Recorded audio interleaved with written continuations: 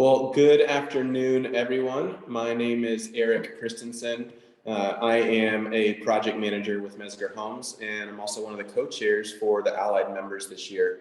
It's a bit of a bittersweet day for me. This is going to be kind of one of my last hurrahs for 2020 with the Allied member committee, and Molly Emmerich, who's a green building and sustainability consultant with Austin Energy. She's going to be taking the reins as we ride off into the sunset into 2021. So be looking for a lot more content from her in the coming months and next year. Well, for those of you who don't know, the Allied Member Committee exists to serve and to support our community of architects here in Austin. And we don't just want to do that. We want to support and connect with one another who are in the trenches here in the building community of Austin. So to dive a bit deeper into what I think that means is that, I think as an Allied Member Committee, we're uniquely positioned to help serve our city, to serve one another. And it's one thing to be an advocate for the architecture community here in Austin. And as an AIA committee, we want to think more broadly in terms of advocacy. We want to support others in our city. We want to give those in our industry and surrounding communities a voice and a place to be known, a place to be heard. And specifically for today's context, a place to recognize all the amazing work that's been accomplished over the last year, despite the difficult circumstances we walked through during this season. To be an ally is really, it's more than one who just intellectually understands the needs of others, but one who is an active participant in the well-being and the support and recognition of one another. And as Allied members, we want to provide a specific space and resources for people to be known, to be heard, and to be connected. Because none of us are as good as all of us, and connection with others in a deeper way, it leaves everyone feeling more empowered, more valued. And discussions and connection times like this are what matter most to us as Allied members in our attempt to achieve success in an industry that's so heavily relationship driven. And our hope for the day is that you all walk away feeling encouraged, feeling empowered to think more critically about serving and celebrating others in our city through our work. So Molly's going to introduce our speaker for the day and give us some kind of ground rules for moving forward. Hey, thanks, Eric. Well, I am so excited. Our theme today is celebration, and we have the perfect guest join us. Eva Schone is the CEO of Trophyology, which she founded with a passion to elevate acts of gratitude and appreciation to a form of art. Trophyology creates architect-designed and artisan-crafted recognition awards that are worth giving and worth keeping. Prior to founding Trophyology, Eva worked as a licensed architect for over a decade. Her love and appreciation for thoughtful and elegant design translated naturally from her career as an architect to her journey as an entrepreneur with Trophyology. We're so excited to have her here today because she's going to review the significance of recognition and share various ways to recognize effectively and offer a meaningful gift to all of you that joined us today. And we will do question and answer afterwards. So take it away, Eva. Thank you so much, Molly and Eric. Thank you for the invitation to be here. It's a true pleasure to be here with you. And I will jump right in why I am here with you today. I wanted to introduce you to what I call the architecture of recognition. And I want to inspire you to make recognition and appreciation your new best friends. Why? Because I would like to help you first to be even more happy than you already are. Appreciation and recognition are acts of gratitude, and it has been scientifically proven that gratitude improves well-being and happiness. Secondly, I would like to help you be even more successful than you already are. Did you know that 70% of all employees who quit their job claimed that lack of appreciation and recognition was a major reason for leaving? And thirdly, I would like to help you love architecture and design even more than you already do. I will show you that architecture and recognition have been intrinsically linked for a very long time. In fact, you most likely have traveled to faraway places to admire a trophy or two. So let's go. I'm going to take you on a little journey. I'm going to take you here on a little ride because there's a very precious thing these days. So come on board, make yourself comfortable, and then let's go on a little trip. These are the points we're going to review today. And we're going to jump right in. The etymology of trophy. So trophy comes from the word trope in Greek, and it meant turning point. It followed the Roman and Latin roots to tropeum and tropaion. It then went into trophy and trophy in English. And in ancient times, the way trophy really, trope, the Greek word means turning point. And so what happened was in battle, when wherever the victorious party had the turning point to win the battle, they erected a trophy. This trophy. They erected a branch-like, tree-like structure, and they put arms onto this structure, and they put all their weapons on the bottom of this piece. And so you can see depictions of that in reliefs, and here is a drawing of this thing.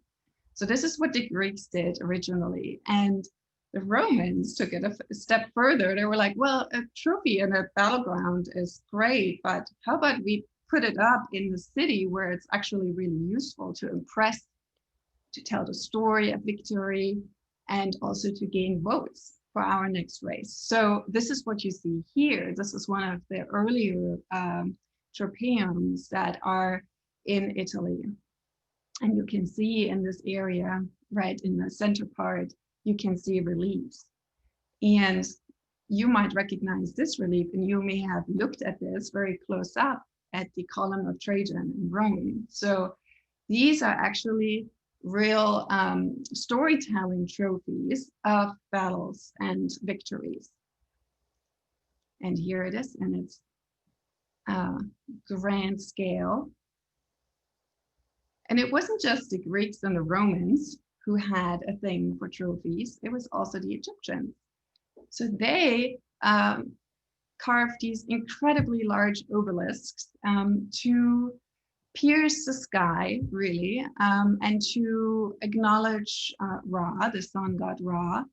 And these pieces, they used to be erected in pairs in front of temples.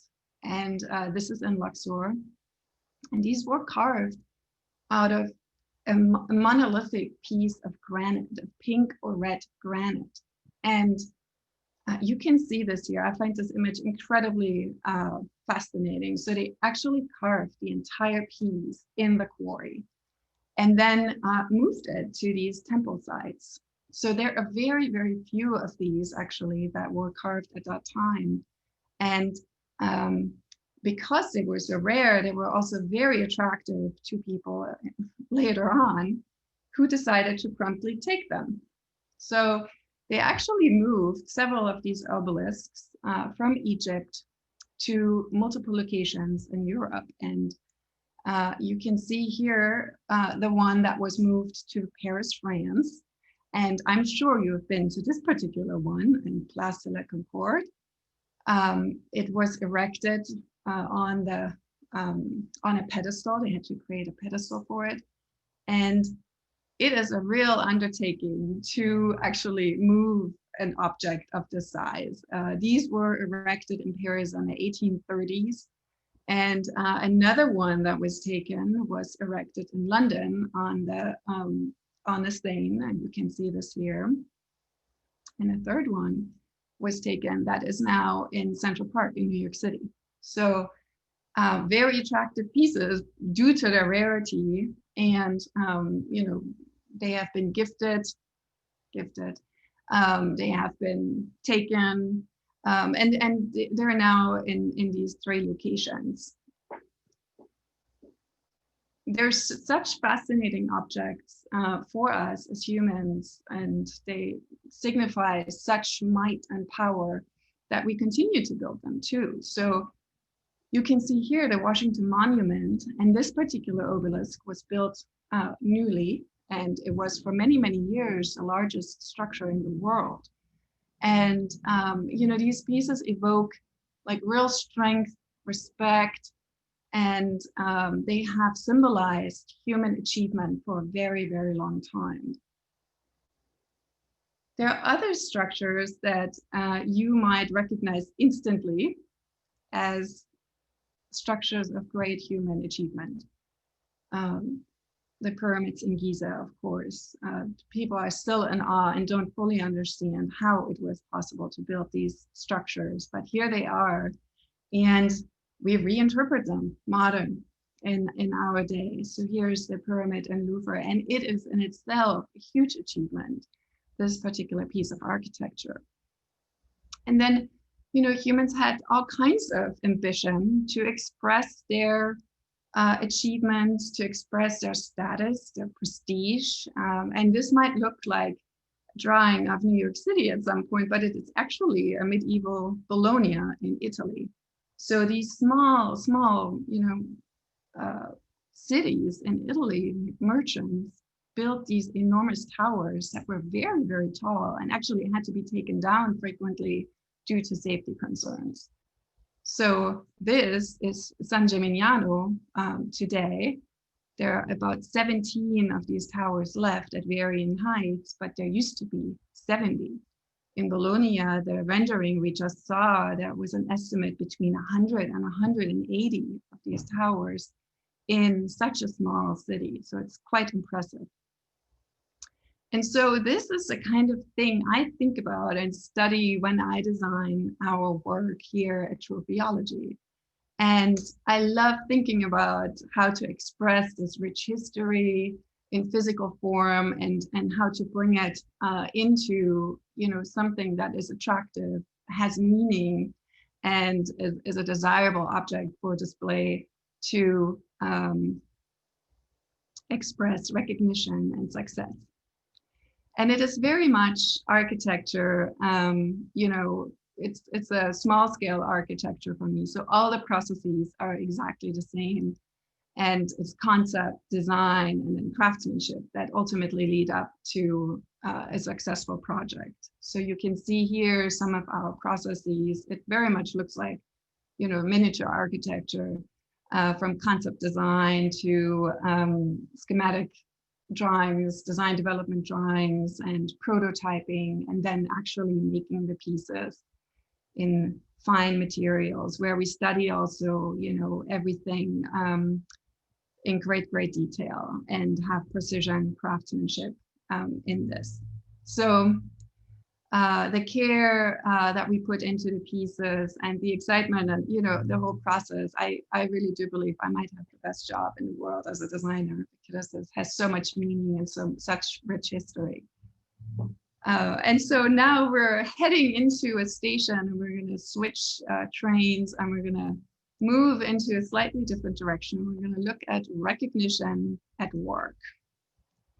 So one of the things that is really important to remember is, why do we even start companies? I think this is a really important question to ask ourselves when we think about recognition and team recognition. Most people start a company with some sort of inclination to make the world a little bit of a better place. And I've come to believe that our own teams are a really, really good place to start. So to influence our direct environment and have, you know, create the kind of world we want to live in our own companies. And so I think that's a really beautiful thing to start. But in addition to this, so not only is it really nice as a person to think about our team, but it also happens to be really, really good business to think about our teams and to recognize them and appreciate them. I want to remind you that 79% of all people who leave a workplace actually state that lack of recognition and lack of appreciation was a main reason, or the main reason. And that's a really strong statistic to keep in mind, since team appreciation equals team happiness, equals team retention, and that leads to more success really for a company. And as a follow-up statistic on that, it costs an average of $4,129 and 42 days to fill a position of an employee who has left. So this is real is consequential, in addition, of course, to the goodness of your heart, you know, inclination to recognize. And many people have, you know, are a little bit afraid of recognition these days. And you know, some people, we all can be jaded quickly about it, but really, and many people don't know how to do it well. This is really one of the bigger issues. And the key to good recognition is intentional recognition. I see I have a spelling mistake here, I apologize. But the intention is really important, to have a strategy around it. And I'm going to give you some examples of how you could think about recognition. And I think from my research, it's a good thing to have a mix of everything in a variety of ways. So one of the important things is that recognition must be earned, right? We're not fans of the participation trophies. That's really not what we're after. It must be earned. It's only meaningful if it is earned, and a team must understand how to earn it. So this is very important. So recognition is really a leadership issue, and you know, it needs to be something that can be well communicated to a team. And some ideas for you to think about are, of course, celebrating small victories. You know, we do this in my company. We get tacos, we get some ice cream. If we hit, I remember we hit 1 million monthly viewers on Pinterest in the summer, and we got some ice cream and we celebrated. And you know, it's an easy way to acknowledge milestones in an everyday setting that is very uncomplicated and fun. Secondly, grouping recognition around company values is a really strong way of doing it. Here you can see we did some awards for Facebook and their values. We do those a lot, and they're very effective to recognize people for behaviors that are in line with the company values. Another option is to create some recognition for specific goals and milestones. They can be predetermined. These are actually the stars, the 5-star awards we did for Austin Energy Green Building. And so you might see these around town. It's a very specific goal, a milestone that's someone can achieve. And that can translate into a team recognition as well. Another one that I think is extremely effective is peer recognition. That is a wonderful place to start, to let your team actually recognize a colleague. It is a very meaningful recognition. And actually, you know, AIA Austin, when they invite other architects to judge the architecture each year, the design awards, that's a peer recognition. But this can very easily happen in a company setting or in a team setting if you're managing a team, or to give a recognition option to team members. Another one is years of service, of course, and this one is a little bit tricky, I think. I would like to to caution to just acknowledge the years of service, because what we don't want to just recognize time done. That's not really the goal of years of service. I think this is a wonderful one to add in addition to other recognition methods and ideas. And we, in my company, I've decided to use LSE products as gifts for years of service, because the company, that particular company, represents similar values to what we do here at Trophyology, and they're beautiful objects. They're well made. It's a shared value system, and they're useful objects. And they're also, for us, somewhat of an educational tool to really introduce our team to other companies and other well-made products. And one of the worries that we hear about a lot is that, oh, but now I have to recognize everything, or everyone and everything. I think it's a real fear of leadership. It's that there's no, like, the expectation goes away. And again, there might be this perception of I'm trying to find the word and it's not coming to me. I'm sorry.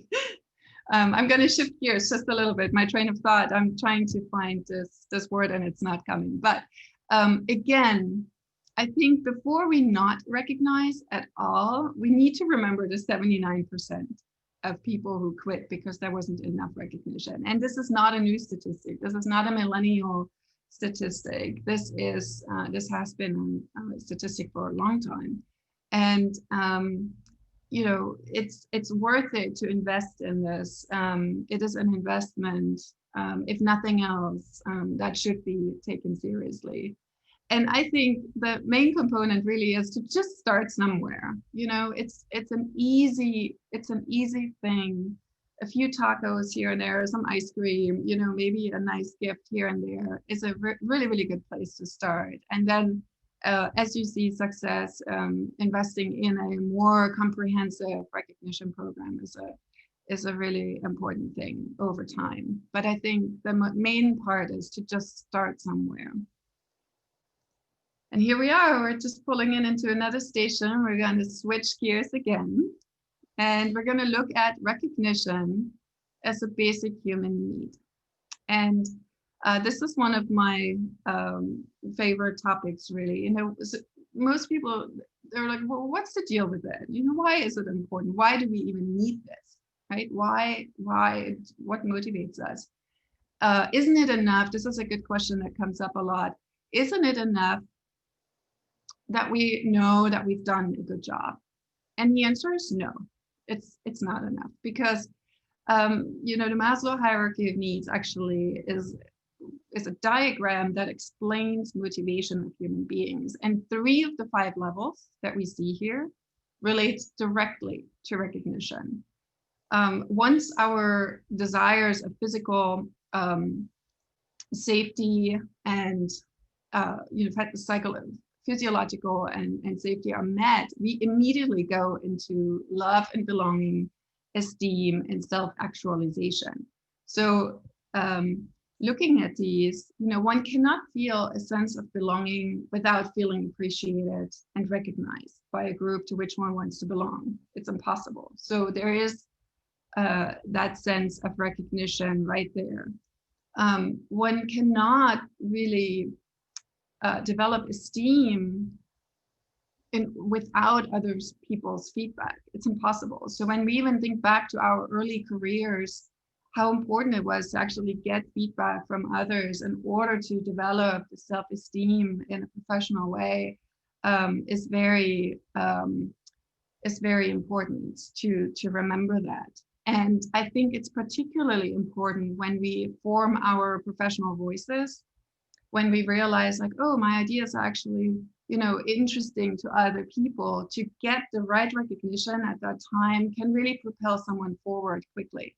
Can they get there otherwise without recognition? Probably so.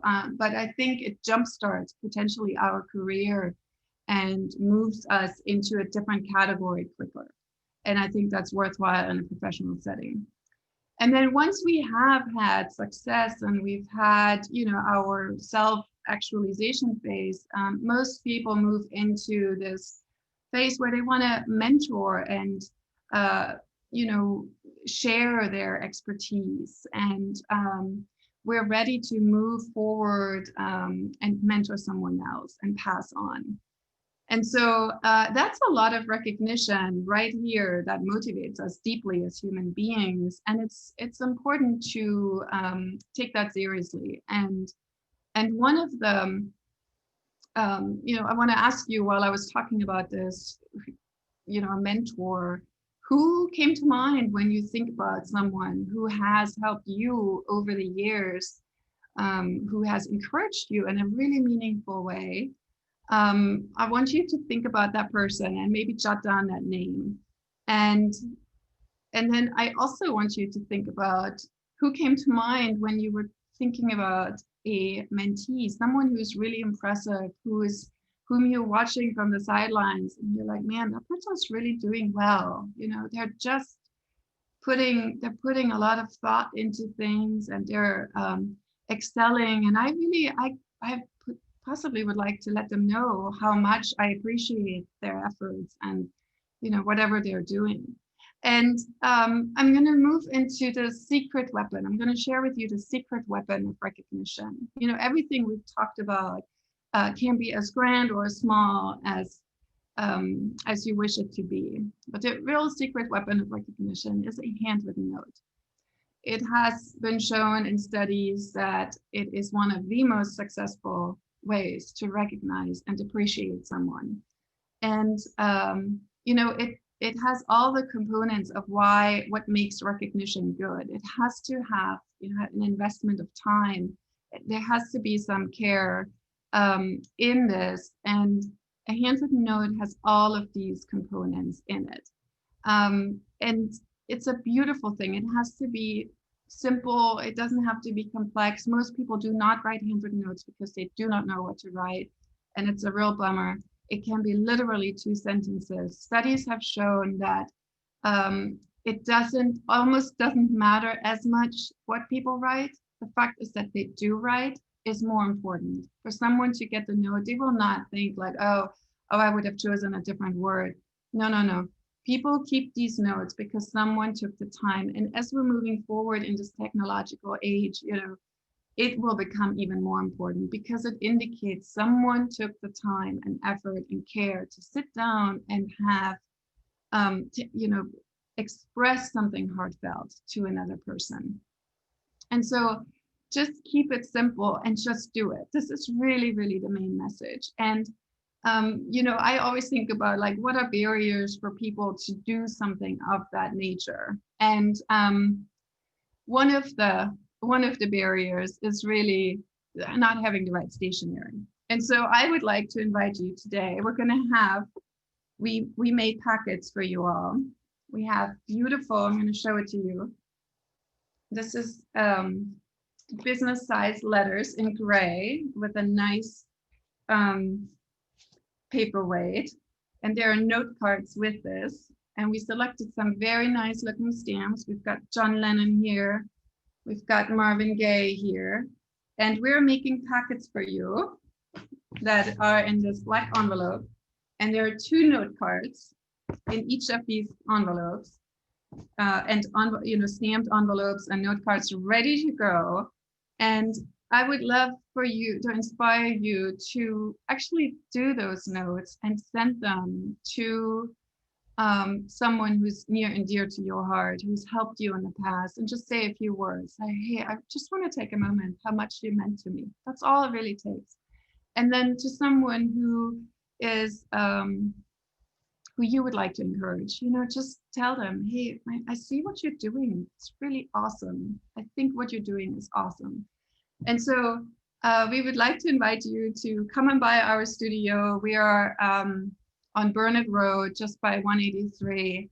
And we have these envelopes here for you, and just come and by, stop by, say hello and pick one up, or find your own stationery and write those notes. And we would love to hear, I'd love to hear from you if you actually do it. So this is our last stop here. We're going to move into a Q&A session.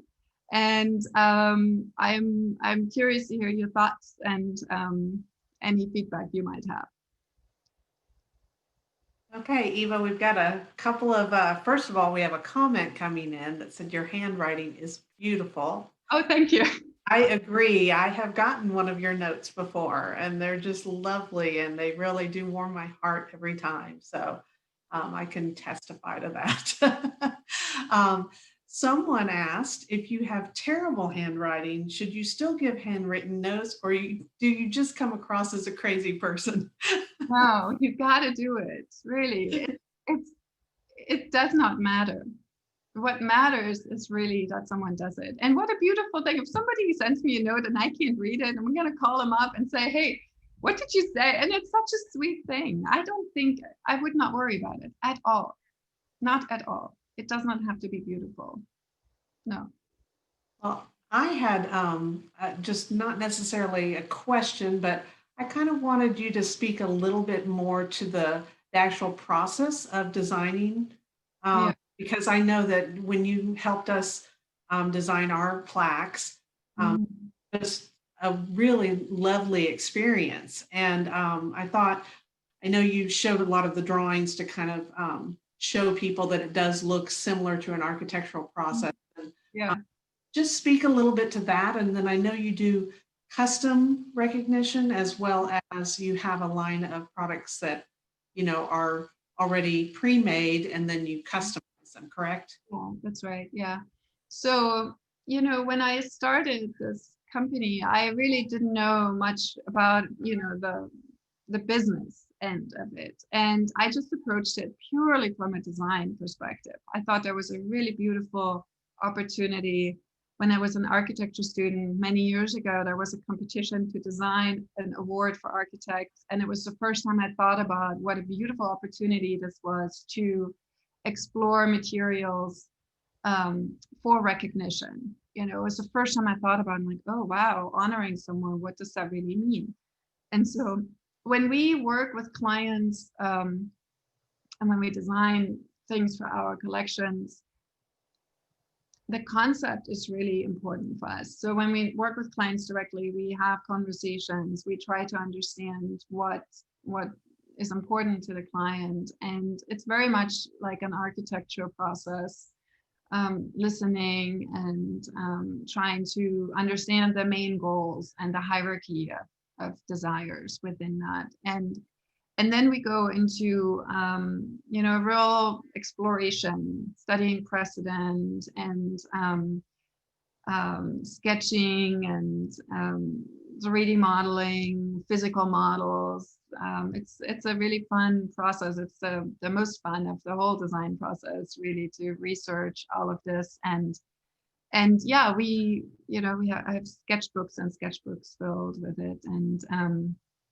And then we go into design development. We usually present the work and present 3 concepts, and then we get client feedback, and we might go back and make some adjustments and refinements. And then we go into prototyping once the design direction has been approved, and we make the things. And what I've learned, I've been doing this for a decade now, and what I've learned is that hopefully our pieces look very, very effortless and easy.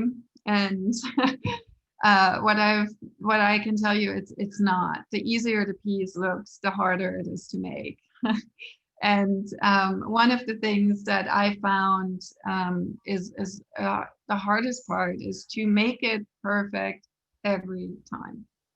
So this is actually, I call it operationalizing excellence, is a really, really difficult task in a company. And over the last few years, we've actually focused on that part. I've not designed as much because I wanted to make sure that we could actually duplicate the work over and over and over again to have solid quality promise. And we call it the eagle eye, in our company here.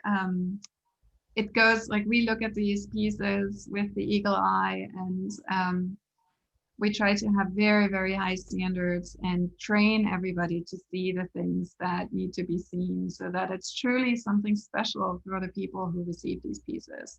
I always try to put myself in the shoes of the person receiving it. They've worked really, really hard for this. This is something I've observed in my professional career. People work hard and they really want to contribute and they want to do well. And whatever they receive must be worthy of the recognition. This is so important, right? Like of course, it doesn't have to be necessarily expensive, but a piece has to be good enough to carry the meaning that someone is bestowing on the piece. We can't design meaningful pieces because we are not the people bestowing the meaning on it. We can design thoughtful pieces, but what we can do and must do is provide the quality that allows someone else to say, this piece represents the amazing work you have done. And therefore this piece must be amazing. You know, it's a full circle. It has to be a full circle. That kind of is a great segue into the next question that we got. What level of recognition do you give to people who are just doing their job versus someone who goes above and beyond what they're asked to do? It's a great question. I think, you know, you don't, is the answer. You honor the person who goes above and beyond, you know, and then you have things that are for the whole team that are pleasant and fun and an acknowledgement. You know, if that person who just does their job is part of a team and, you know, they're having a success, you honor that, and then that person gets the recognition. But otherwise, no, you don't. You know, you don't do it. It's a participation trophy, and no. I don't believe in it. I believe that recognition must be earned, and it must represent a special achievement, right? It's like that granite obelisk. It's a special recognition, you know. We don't want to just. It's not everybody's going to get this thing. So I think it's important to keep that in mind. Yeah. Well, and kind of along those lines too, someone said, do you think giving gift certificates is impersonal as a sign of appreciation? It's hard sometimes to give personalized recognition. Yeah, I hear you. But I still think pick a gift. You know, it's in my personal, I know there are all these recognition companies and, you know, like pick your own gift from the catalog and this and that and the other. And that might be fine, but I still think that this, you know, if you pick a hoodie from a catalog because you're 22 years old and that's kind of the jive that you're going for at that time, you know, I think it's nice to still give a piece that they can keep with it, you know, that has that memento that actually marks the occasion. And that can be something simple, you know, let's say you're a construction company and you work with pipes, right? Cut pipes up, like put some engraving on it, make it nice and make it a piece, right? It can be personal from your own kind of environment.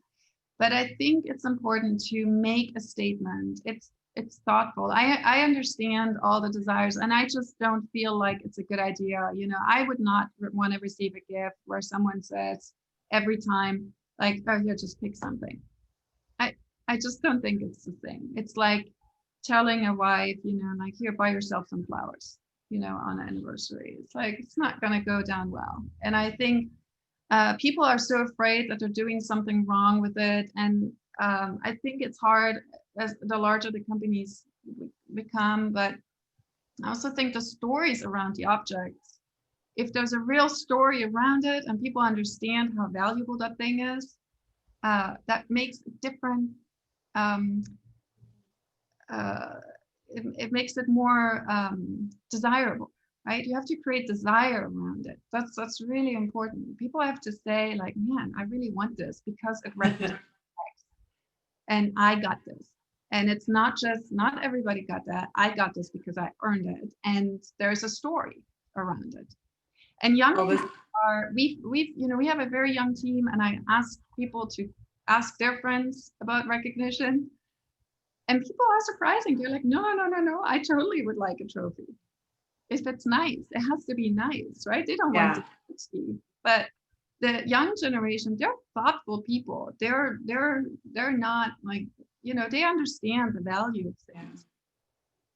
Yeah. Well, somebody commented, your awards are amazing, and they loved the history lesson about obelisks and the power of these forms. And perhaps the Moonlight Towers are Austin's contribution to this building typology. Oh, good one. Yeah. So, and then they had a question too. Can you speak to the range of pricing one should keep in mind if they wanted to hire you to design and fabricate awards? And also commented, great presentation. Oh, thank you so much. I appreciate that. I really love talking about this too. So So we fabricate, let me say this, we fabricate in Austin. So we have artisans here in town. We work with dedicated wood shops and artisans, and we're super proud of our work here in town.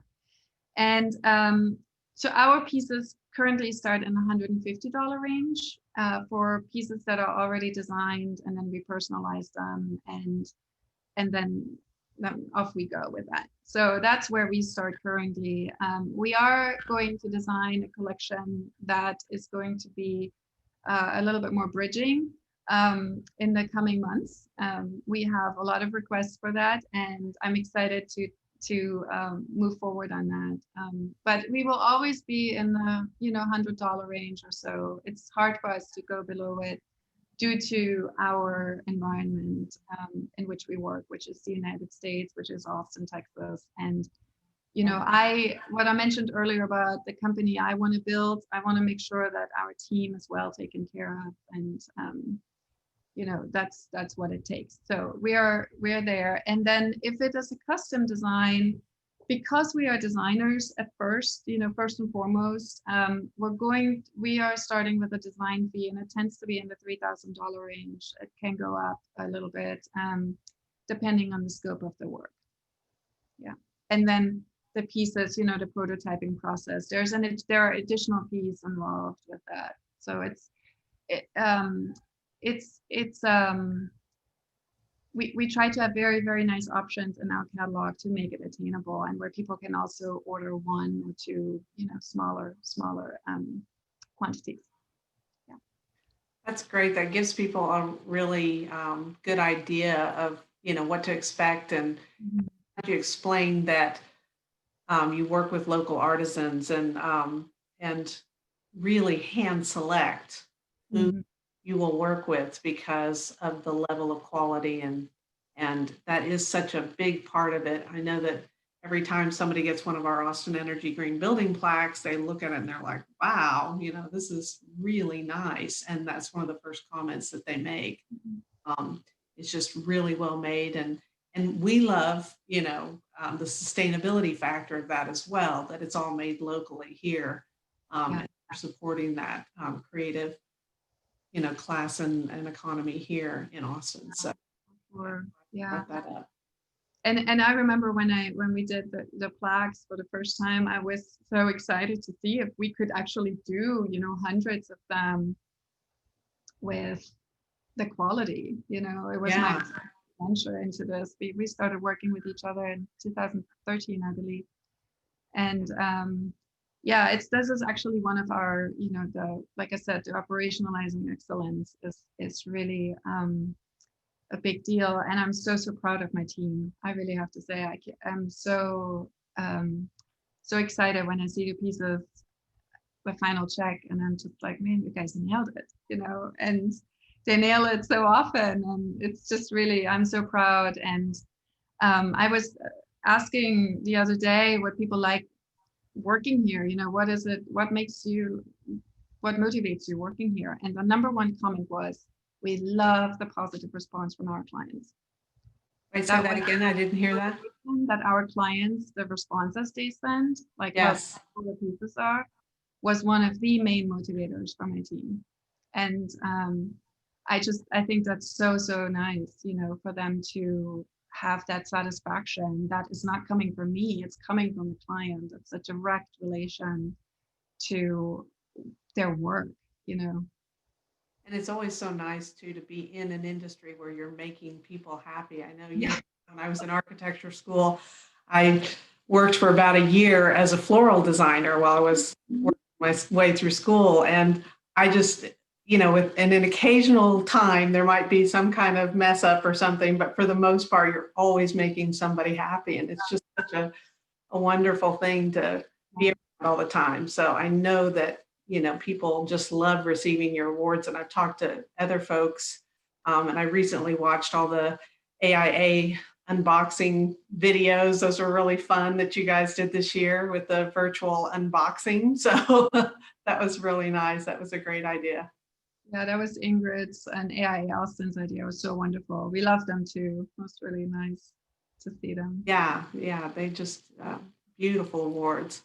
I don't see any other questions coming in. So I just wanted to take this time to thank you again and really, really appreciate you coming in and talking to us about celebrating everyone. And oh, that's a lovely slide. I love that. And just encourage everyone to go by the office. They just moved in over there, and I'm taking a peek behind Eva, and I'm just like, I can't wait to go over there and pick up my packet. We have them here, and we'll keep them here for quite some time. So just swing by and just take a few minutes to write the notes. It will feel so, so good. I promise. What are your general hours there? We are here from 10 to 4, Okay. Monday through Thursday, and Fridays from 9 to 12. Okay. Yeah. Everybody, I encourage you to go by and say hi to Eva and her team and pick up your gift. And thank you so much for joining us today. We really wanted to take the time to celebrate the community of Allied members, and we're starting to plan for next year. So if you have any ideas, feel free to reach out to myself or Eric or Ingrid or Bridget, and let us know some things that you might want to see in the coming year. We're going to start getting creative because it looks like we're going to continue to be virtual for a little while. And so we'd love any suggestions you have, and really appreciate you tuning in again today. So thank you so much. Bye-bye, guys. Bye-bye.